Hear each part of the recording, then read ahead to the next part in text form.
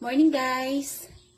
Gagawa po ako ng Shanghai. So, ginigiling ko yung karne. Nakalimutan kong i-play kanina. Nagiling ko na yung manok. Ayan po, oh. Giniling na manok. So, ngayon naman, gigiling tayo ng laman ng baboy, pork. Hindi kasi ako nabili ng giling na sa palengke. Mula nung bumili nito yung asawa ko, nabili na lang kami ng karne, tapos ako na yung gumigiling para at least alam ko na malinis yung karne. So, giling muna natin yung karne. Okay. So, yan. So, natin. Safety first. Check muna natin kung nakalock.